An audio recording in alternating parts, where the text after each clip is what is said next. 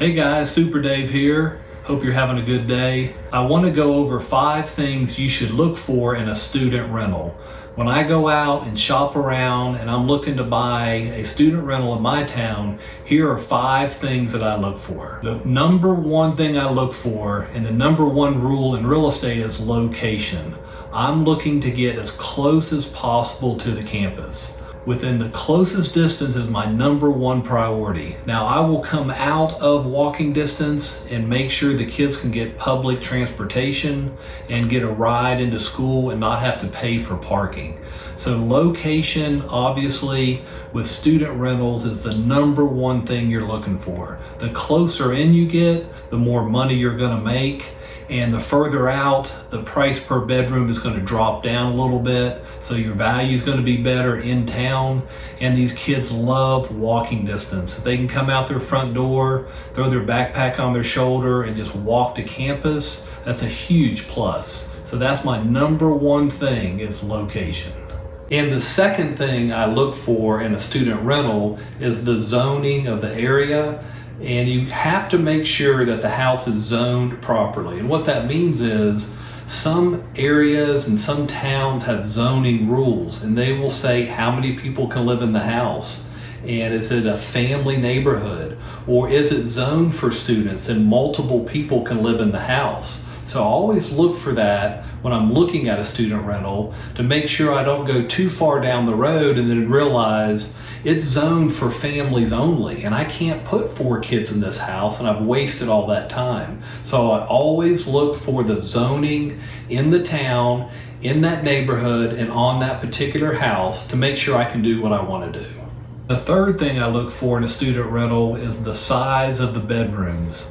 As I've been doing this for 30 years, I'm realizing more and more that the kids care more about the bedroom size than the kitchen, the living room, the outside look of the house. You know, they're coming in there and realizing this bedroom is where I'm gonna live. This is gonna be my home for the next year. And they spend a lot of time in there. They're on their laptops, in their bedrooms the majority of the time. So I look for the size of the bedroom and make sure they're pretty comparable throughout the house. If you have a really small, odd bedroom, that's gonna hurt you. So I look for big bedrooms as much as possible, or areas where I can add bedrooms. The number 4 thing I look for in a student rental is good access and good parking. I live in an area, there's snow, there's winter weather, so I look at the access into the property. Is it easy for these kids to come in and out? And I also need to give them good parking. If I'm going to put 4 or 5 kids in a house and they're going to have their friends and their girlfriends and their boyfriends stopping by, or maybe even staying over, I need to have adequate parking that's appealing to them so they can come in and out safely, they can park enough cars at the house, and they're not being wedged in with nowhere to put their cars. And number 5 is I look for some amenities in a property. I realize it's a student rental and there's college kids living at the house, so you think it can be pretty basic and just a normal house.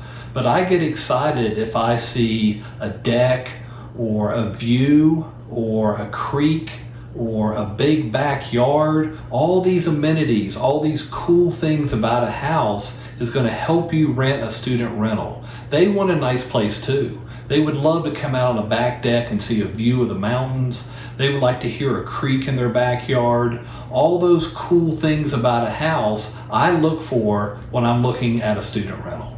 Okay guys, I hope that helped you out. Those are 5 things you should look for when you're going out to buy a student rental. Subscribe to my channel. Give me the thumbs up. It really helps me out. And remember, in your life, do the most productive thing every moment of every day. And thank you for your time.